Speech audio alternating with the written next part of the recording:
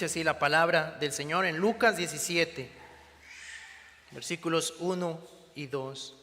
Dijo Jesús a sus discípulos: imposible es que no vengan tropiezos, mas ay de aquel por quien vienen. Mejor le fuera que se le atase al cuello una piedra de molino y se le arrojase al mar, que hacer tropezar a uno de estos pequeñitos. En esta tarde, hermanos, el sermón está titulado Hacer lo que se nos ha ordenado. Ahora, en el contexto, hermanos, en el cual el Señor está exponiendo esta enseñanza a sus discípulos, el contexto cercano, ustedes pueden ver en los capítulos 15 y 16, el Señor venía confrontando a los líderes del pueblo, fariseos, escribas, los saduceos, acerca de la necesidad de la salvación. Inclusive en el capítulo 16, lo que Él acababa de presentarles era el relato de Lázaro y el hombre rico.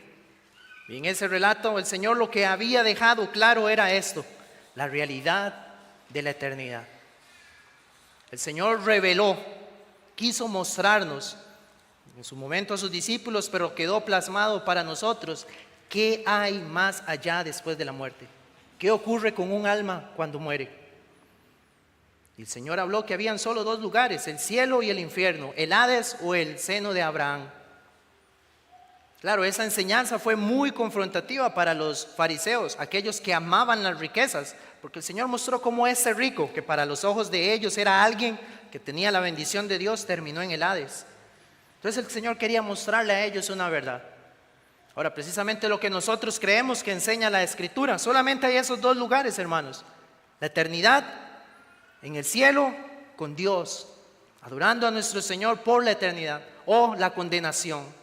Inclusive nuestra confesión lo expresa de esta manera: las almas de los justos, habiendo sido perfeccionadas en santidad, al morir son recibidas en el paraíso, donde están con Cristo y contemplan el rostro de Dios en luz y gloria, en espera de la completa redención de sus cuerpos.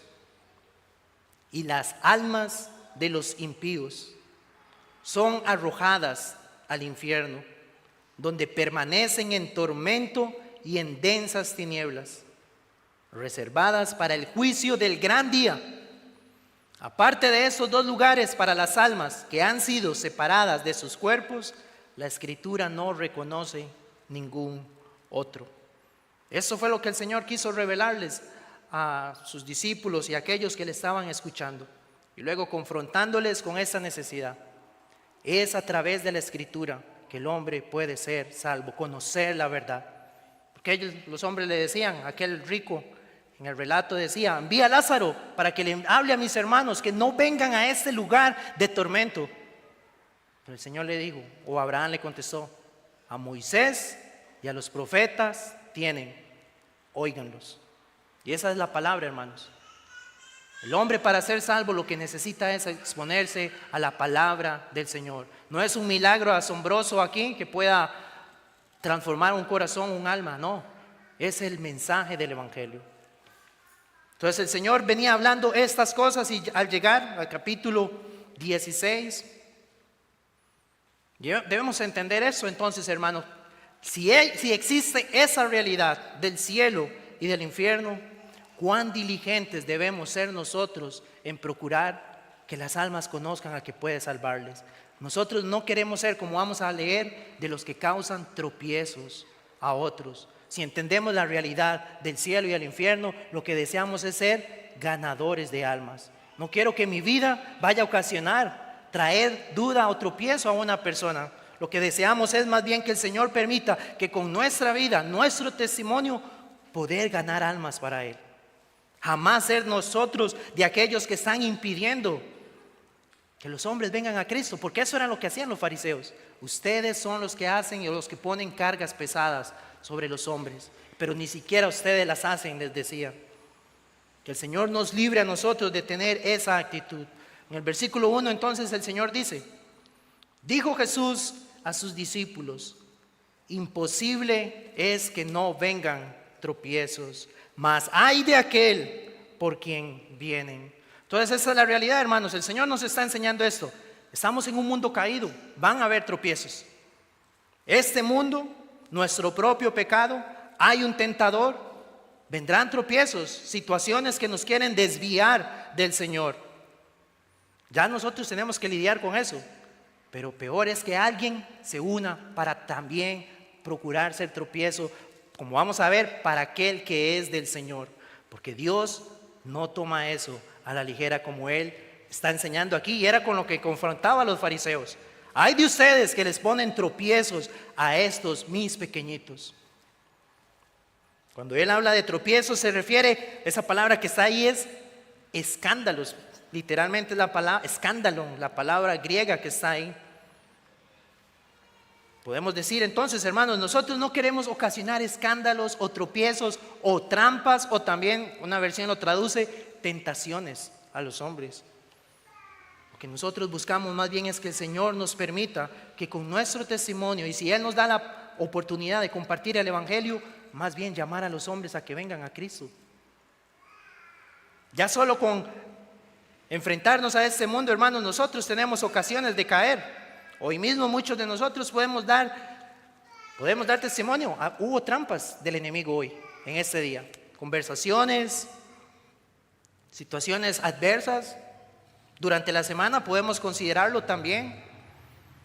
Ocasiones para pecar contra el Señor.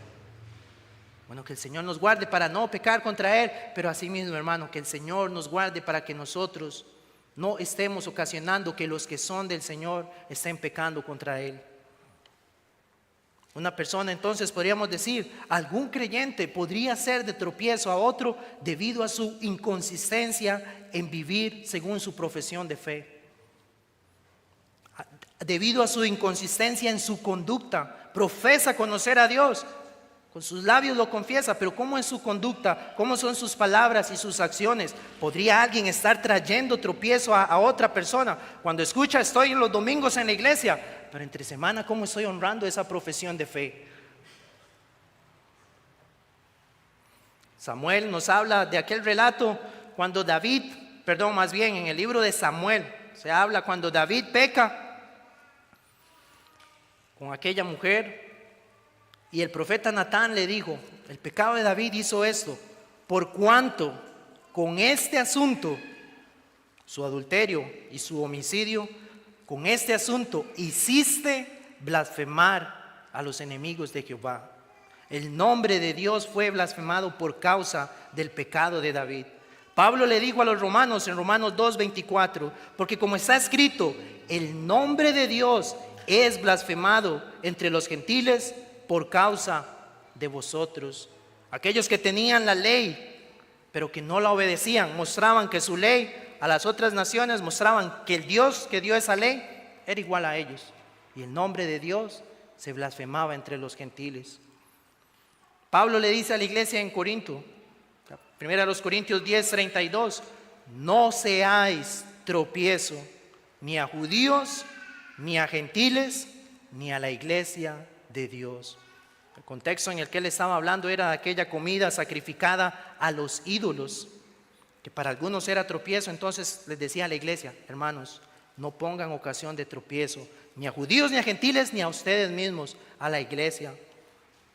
La palabra del Señor nos advierte, hermanos, muchas veces que nosotros debemos procurar no ser de esos que más bien están ocasionando que otros no vengan al Señor. Como les digo, puede ser que no lo hagamos de una manera intencional, pero como estamos viviendo, eso daría pie a que el nombre del Señor no sea honrado y que otros no vengan a escuchar la palabra del Señor porque están viendo nuestra vida que es igual que alguien que no conoce al Señor. Entonces, ¿qué mensaje quisiera escuchar si vivimos igual que el mundo? Ya la cruz de Cristo, hermanos, el simple evangelio o el mensaje, del evangelio ya ofende a las personas. La cruz de Cristo ofende al pecador. No les demos nosotros motivos por lo cual ellos no quieran venir a la cruz de Cristo. El Señor entonces dice, mas ay de aquel por quien vienen. Y escuche la comparación que él hace en el versículo 2.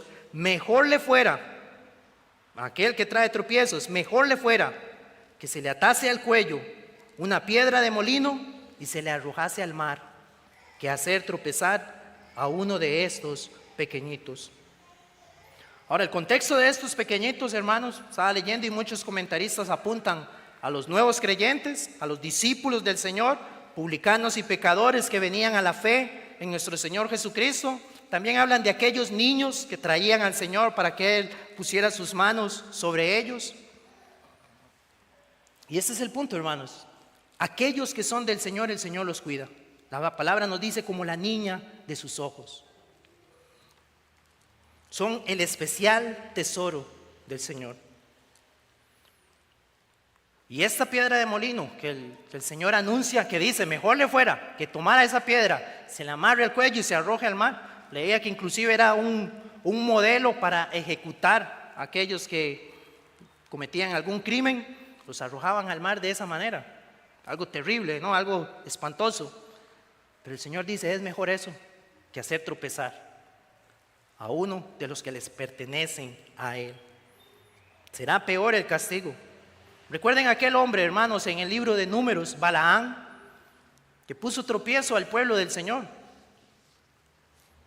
En el Números 31 y versículo 15 dice, y les dijo Moisés, ¿por qué habéis dejado con vida a todas las mujeres? Y él dice, he aquí, por consejo de Balaán, ellas fueron causa de que los hijos de Israel prevaricasen contra Jehová, en lo tocante a Baal peor, por lo que hubo mortandad en la congregación de Jehová. Ese fue el consejo de ese hombre hacia el pueblo de Israel, tomar mujeres de esas naciones paganas, y vino el juicio de Dios. Pero ahí mismo en el versículo 8 dice, el pueblo dice, mataron también entre los muertos de ellos a los reyes de Madián, Evi, Requén, Sur, Ur y Reba, dice, 5 reyes de Madián, y también a Balaán, hijo de Beor, mataron a espada. Sí, ese hombre hizo que el pueblo de Dios pecara. Dios trajo el juicio sobre el pueblo, pero ese hombre también recibió su castigo, porque hizo que el pueblo de Dios prevaricase contra su Señor. Y Romanos 14:13 también nos dice, así que ya no nos juzguemos más los unos a los otros, sino más bien decidid no poner tropiezo u ocasión de caer al hermano. Una y otra vez, hermanos, es para ilustrar esto. El Señor no desea que entre el pueblo del Señor estén aquellos que estén dando ocasión de caer a los que son de Él, porque Él no lo dará, hermanos, no lo va a pasar por alto. En el contexto de Romano era aquellos que querían imponer, celebrar días o no, comidas o costumbres. Él decía, no pongan ocasión de tropiezo a sus hermanos. Ahora, hermanos, nosotros vivimos en un contexto hoy en día donde hay muchas ocasiones de tropiezo para aquellos que quieren buscar al Señor. Algunas religiones están diciendo, está bien que se casen entre homosexuales, eso no es pecado. Están tergiversando, entonces esos versículos que hablan acerca de eso han sido mal interpretados y le están enseñando a la gente que Dios no está en contra de esa unión. Están siendo de tropiezo para muchos. Y Dios traerá juicio sobre aquellos. Iglesias que se llaman protestantes, que están también yendo tras este movimiento del progresismo. Iglesias que se enriquecen a través de la verdad, de la palabra del Señor, son de tropiezo. Porque cuando muchas veces a ustedes les puede pasar, invitamos a alguien a la iglesia, lo primero que piensan es que les van a quitar el dinero, que les van a exigir algún tipo de monto. ¿Por qué? Porque es lo que han visto en otras iglesias y están siendo de tropiezo. Han sido de tropiezo para muchos. Pero hermanos, tenemos que llevarlo aún todavía más individualmente esa situación. ¿Cuál es nuestro testimonio en nuestro hogar? Como les decía, algunos comentaristas dicen que estos pequeñitos pueden ser los niños. Hermanos, nosotros oramos para que nuestros niños conozcan al Señor. Que la palabra que escuchan aquí, que reciben esas lecciones en la clase dominical, que el Señor lo use para salvarlos. Pero ¿cuál es el testimonio que esos niños están viendo en nuestros hogares? Estamos siendo de tropiezo para ellos. Escuchan acá lo que se predica acerca de la palabra, pero ven que nosotros los padres hacemos lo contrario. Podría ser entonces, más bien estamos siendo de tropiezo para ellos. Como les digo, lo que anhelamos es más bien guiarlos a Cristo. Entonces cuidemos, hermanos, nuestro testimonio ante el Señor. Aquellos que nos conocen a nosotros, hermanos, nuestros vecinos, nuestros familiares, y que les compartimos la palabra, les hablamos acerca de ir a Cristo, podrían decir, es que es una vida que realmente da testimonio a lo que me está invitando, a lo que me está llamando. No está viendo lo contrario, porque entonces podría ser tropiezo. Pero inclusive, hermanos, en medio nuestro, en medio de la iglesia, alguien podría estar ocasionando que su hermano que desea caminar en santidad al Señor esté viendo actitudes en nosotros que a ellos les lleva a dudar de la fe. ¿Qué libertades nos tomamos nosotros? Que alguien podría decir, pero es mi libertad cristiana, pero ¿dónde está el amor por los hermanos? Debemos procurar cuidar. Si hay un hermano débil, debemos procurar cuidarle para que todos vayamos madurando, creciendo en la fe. Que él llegue también a madurar, a ser espiritualmente más fortalecido. Pero mientras tanto, mi deber es cuidar a mi hermano, no serle tropiezo de ninguna manera. Hermanos que desean unirse a la iglesia, ¿cuál es el testimonio que ellos están viendo en los miembros? Podrían hablar de cosas. Los pastores me señalan tal cosa al momento de la membresía, de solicitar la membresía, en la confesión, en la constitución. Pero ¿cómo veo eso en la vida de la iglesia? ¿Está ocurriendo lo que me dicen que debo hacer como miembro? Que el Señor nos guarde de ser tropiezo para esos. Ahora en el versículo 3. Entonces primero observamos esto. No debo ser de tropiezo. No llevar a otros a pecar. Pero ahora el Señor va a decir entonces, ¿qué hacer cuando alguien peca contra nosotros? No quiero hacerlo pecar, pero cuando peca contra mí, ¿qué debo hacer? Versículos 3 y 4. Mirad por vosotros mismos. Si tu hermano pecare contra ti, repréndele. Y si se arrepintiere, perdónale. Y si 7 veces al día pecare contra ti, y 7 veces al día volviere a ti diciendo, me arrepiento, perdónale. Cuando él dice, mirad por vosotros mismos, está diciendo, tengan cuidado. Si no perdonan al hermano que realmente se ha arrepentido, estarían siendo de tropiezo para él. Si su hermano realmente ha expresado un arrepentimiento genuino delante del Señor, el llamado para cada uno de nosotros es perdónele. Hermanos, es algo que la Escritura, ciertamente Dios, que nos conoce muy bien nuestra condición, varias veces Él hace ese llamado. En la palabra tenemos varios versículos que nos llevan a entender si hay alguna ofensa, pero hay arrepentimiento, el llamado es no sea de tropiezo, perdone a su hermano. Gálatas 6:1, hermano, si alguno fuere sorprendido en alguna falta, ustedes que son espirituales, restáurenle con espíritu de mansedumbre, considerándote a ti mismo, no sea que tú también seas tentado. Efesios 4:2 o versículos 1 y 2. Yo pues, preso en el Señor, os ruego que andéis como es digno de la vocación con que fuisteis llamados. Y es así, con toda humildad y mansedumbre, soportándoos, o ahí podría ser sufriendo, tolerando con paciencia los unos a los otros en amor.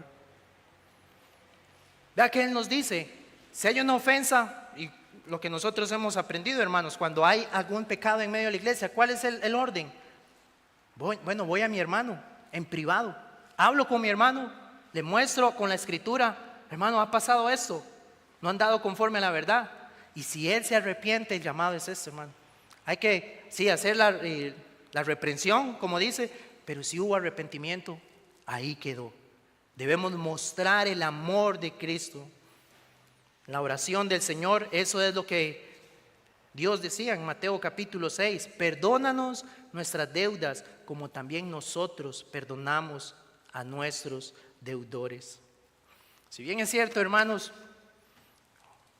esa cercanía, esas relaciones cercanas de los unos con los otros, hermanos, en medio nuestro, o en el matrimonio, hermanos, ahí es donde aflora mucho el pecado nuestro. Mi cónyuge en el día a día ve ese remanente de pecado en mi vida más claro, y así yo veo el de ella también. Pero ¿qué vamos a hacer cuando ha ocurrido ese pecado? Cuando ha habido una ofensa contra nosotros. Nuevamente, el llamado del Señor es, reprenda eso, y si hay arrepentimiento, se debe perdonar.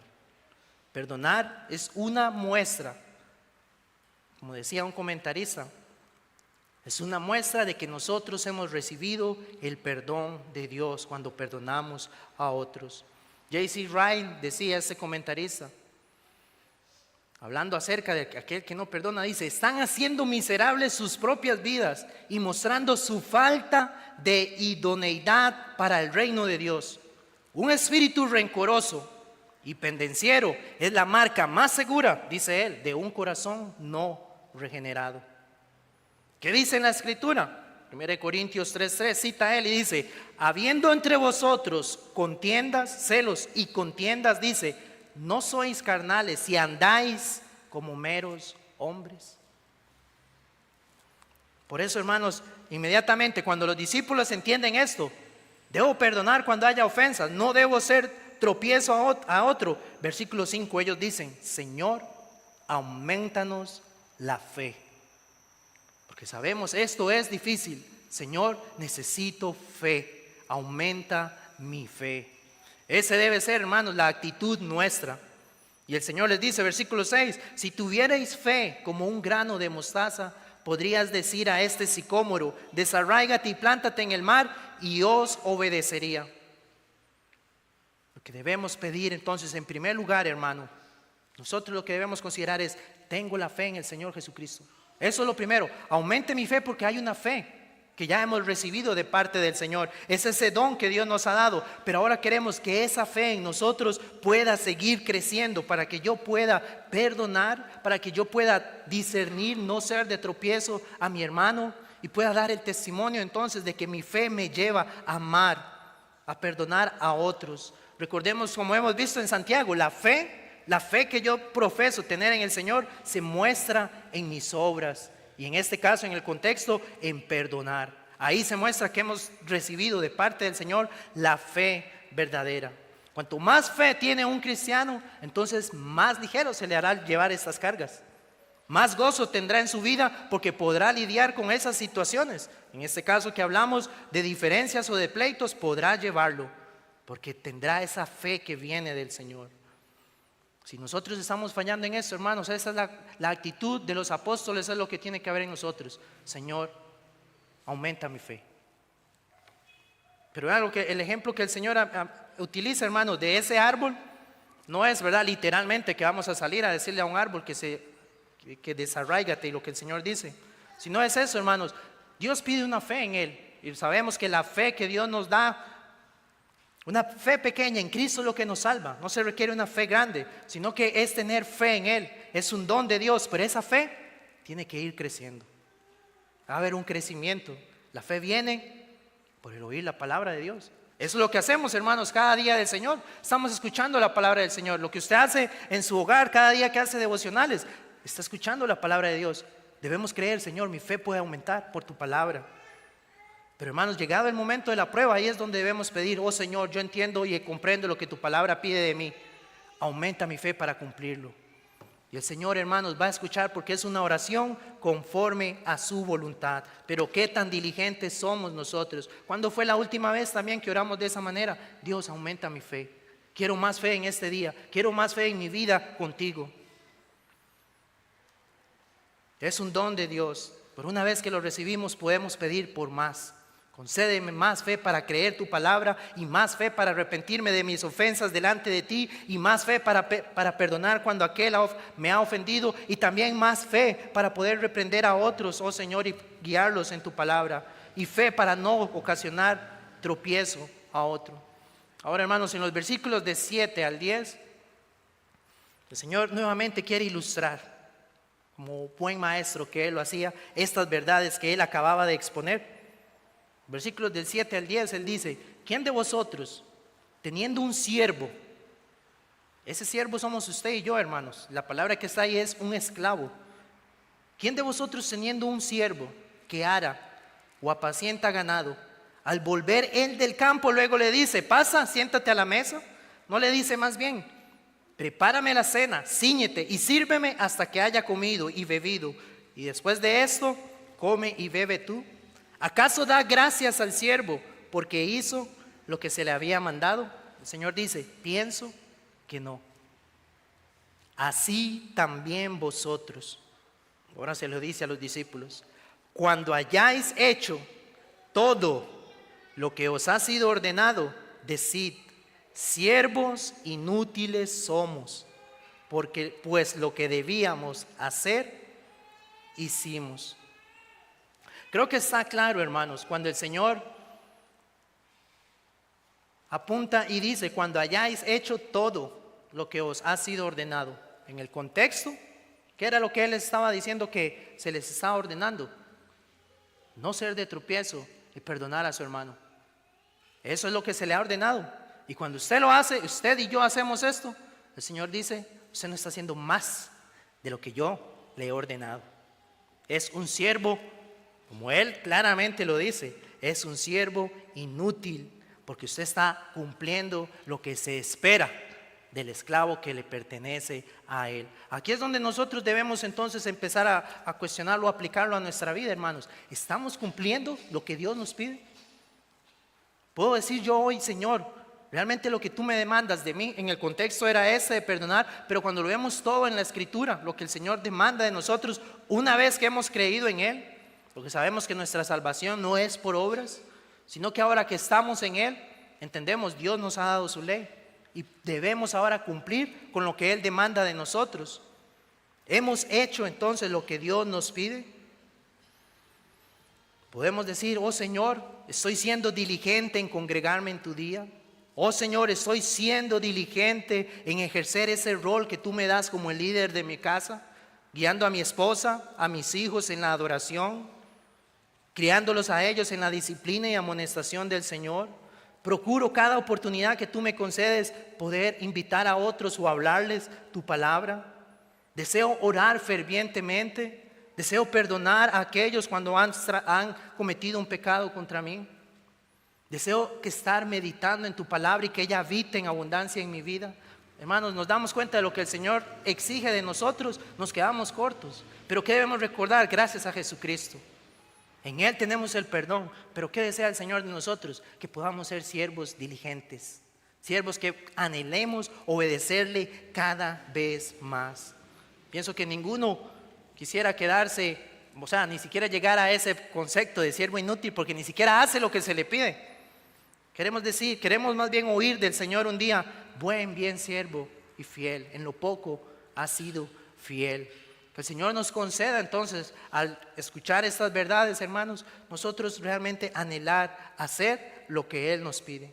Todo lo que podamos hacer, hermanos, como les decía, la fe que recibimos para obedecer lo que Él nos ha mandado, todo viene de Él. Todo lo bueno que podemos hacer para su reino, cuando andamos según sus mandamientos, es la gracia de Él. Es Él mismo actuando en nosotros, permitiéndonos ser sus siervos fieles. Que el Señor nos guarde, hermanos, entonces de no ser tropiezo para ninguno en medio nuestro, mucho menos para nuestros hijos, aquellos cercanos a nosotros. Que Dios quite de nuestro corazón todo amor propio, sino que más bien yo procure con mi vida y mi testimonio ganar a otros. Y muchas veces eso va a implicar renunciar a cosas que me agradan a mí, pero quiero honrar a mi Señor, quiero ser fiel a Él. La palabra del Señor nos dice en Tito, capítulo 3 y versículos 4 al 7. Esto fue lo que ocurrió, hermanos. Primeramente, como les decía, que esto, una vez que estamos en el Señor, podemos ahora obedecerle, pero no es que nuestras obras nos llevan a Él. Es necesario recordarlo. Dice en versículos 4 al 7, pero cuando se manifestó la bondad de Dios nuestro Salvador y su amor para con los hombres, dice, nos salvó, no por obras de justicia que nosotros hubiéramos hecho, sino por su misericordia. Y Gálatas 6:14 dice, lejos esté de mí gloriarme, sino en la cruz de nuestro Señor Jesucristo, porque en el mundo me es crucificado a mí y yo al mundo. Todo lo que soy se lo debo al Señor. Su bondad me alcanzó, me transformó. ¿Puede usted decir eso en esta tarde? El mundo me es crucificado y ahora vivo para Cristo. Como decía el apóstol Pablo, soy el primero de los pecadores, pero la justicia de Cristo me ha abrazado. Renuncio a mi propia justicia, lo abrazo a Él, pero ahora, hermanos, queremos ser fieles. Queremos ser siervos fieles al Señor. Que cuando Él venga nos encuentre haciendo lo que Él nos ha mandado. Y recuerde, hermanos, no estaríamos haciendo más de lo que Él nos ha pedido. Y hermanos, también porque hay esa idea de que como yo obedezco al Señor, entonces Él me tiene que bendecir en lo que yo le pida. Usted está haciendo lo único que Él le demanda a usted. Él no tiene ninguna deuda con nosotros. Éramos nosotros los deudores, pero Cristo pagó esa deuda. Demos nuestra vida por nuestro Señor Jesucristo. Amén. Vamos a orar.